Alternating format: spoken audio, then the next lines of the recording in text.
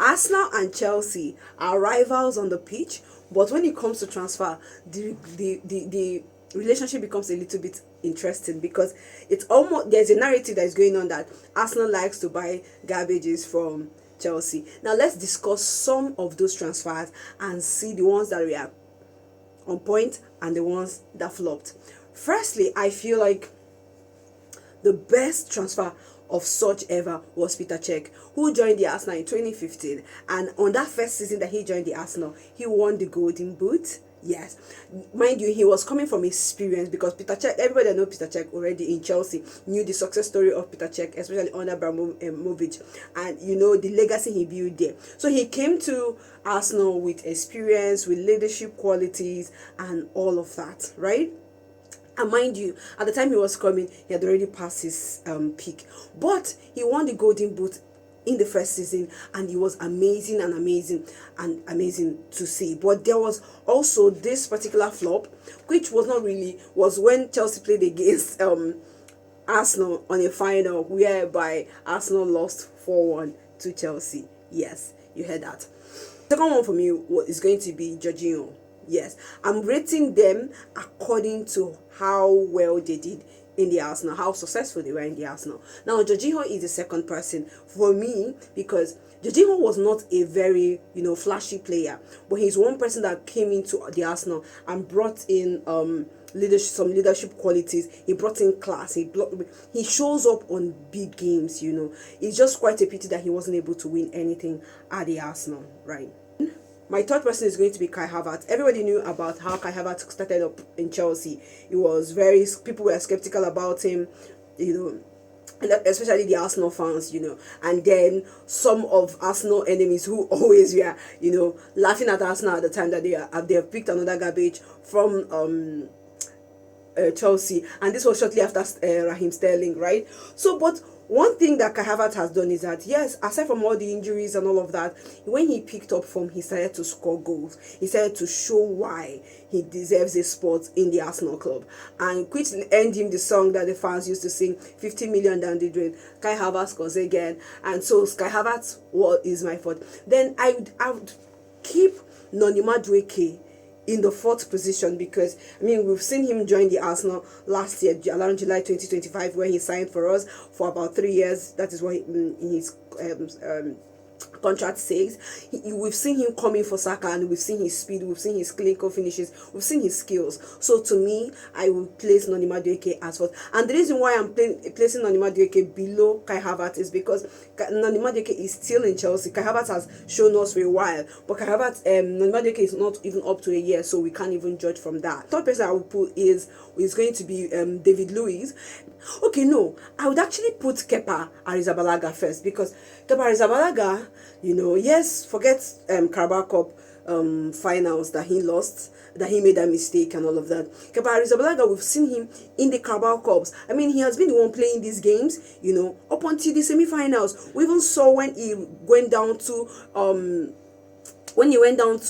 penalty kicks, we saw him save that penalty that gave Arsenal the ticket to the final, to Wembley. So it's not really that bad. But then again, I feel like the last time our coach did this with Peter Cech, the story was almost the same, losing a final. But just at this one, Kepa Arrizabalaga lost 2-0. Peter Cech lost 4-1. Now let's David Luiz was very inconsistent. He brought in some leadership qualities. He was already a big name in Chelsea at the time, and then coming in, he brought in leadership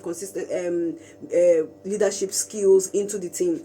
But he was very inconsistent. Like, you can't even rate him as a very successful person. So I have a mixed feeling about David Luiz, and there was, coupled with the fact that there was a lot of chaos that came with him. Yeah, and that was it. Then there was William Gallas, who actually was one of the best defenders, solid defender, had a very beautiful whatever it is in Chelsea, and came in, brought in solidified our defense at some point. But then again, he started having issues.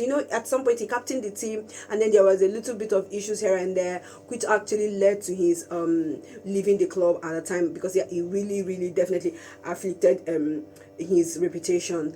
Now there was Yossi. Hey God, I beg. I will call Yossi a flop. at the Arsenal. Why? Because I mean, he did not bring anything to the Arsenal team, and that even led to his earlier exit from the team. He just spent, I think, one season in Chelsea, in Arsenal, and left. That's if he was up to one season and left. He was not it for me.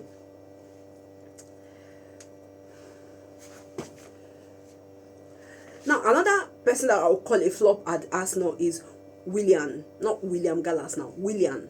This one came in like there was high expectations, because from Chelsea this guy was already, balling. So coming into the Arsenal fans had a lot of expectations of him. They really wanted him to do well and all of that. But then again, this guy started to put up poor performances, like performance after performance, performance after performance. This guy was just flopping. So then the fans had to even be calling for his withdrawal from the team, and he had to leave the team. I think after just the first season into the team, he had to leave because it was a no-no for everybody and for the coach at the time. Now, another person that I feel like also had a very challenging moment at the Arsenal that didn't do well is Lassana Diarra. Lassana Diarra, he barely even stayed at the Arsenal. He left quickly without any form of impact, like no form of impact at all. So I feel like these are the reasons. Now let's talk about Raheem Sterling, who also joined in from loan, on loan rather, to the Arsenal. And the entire period, he couldn't even move around in the field. He was almost like as if he's so heavy for himself, compared to the Raheem Sterling that we knew from Manchester City before. It was almost like as if he just wanted to just play for all the big six, because he played for Aston Villa, he played for Manchester City, he played for Chelsea, now the Arsenal, and it was just all here and there. And I think him leaving the club was just inevitable. Now, looking at all of this now, you could see that out of almost 11 players that have moved from Chelsea to the Arsenal, it's almost like I said, it's just about 3 that had a very good story to tell. Not really a very good, like good story to tell. So which is the reason why Arsenal fans and most football fans are saying that Arsenal needs to cut this transfer relationship they have with Chelsea, always going to pick up people that Chelsea have finished using. For instance, in the case of Peter Cech. Another instance is also Jorginho, because Jorginho had his best season in Chelsea. Peter Cech had his best season in Arsenal, in Chelsea. Forget the fact that yes, he won the Golden Glove in his first season in Arsenal, but then again, after that there was nothing. Now there's Kai Havertz, who the story has been on and off, and also there is Noni Madueke, whom we can't even judge because it's too early to judge. I will be doing another video talking about the Arsenal players that moved from Arsenal to Chelsea, how successful they were, because I believe that Arsenal players that moved from Arsenal to Chelsea actually impacted Chelsea more than the ones that moved from Chelsea to the Arsenal. This is actually my Talks Football, and I'll see you all in my next video. If you watched up to this point, it means that you enjoyed the video. Please like, subscribe, share, and I'll see you all in my next one.